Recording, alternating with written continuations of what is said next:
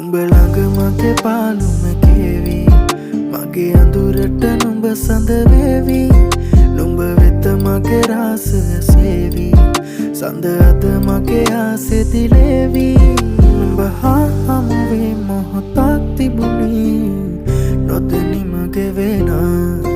අද මා මෙහි වේ මොහොතක් රැඳුනි සිතුවිලි මැවෙනා ඔය නෙතු හමුවන තුරු පාර දිහා බලමින් වෙහෙසයි දැසටමා කිමදෝ පමා වූවේ කාරණා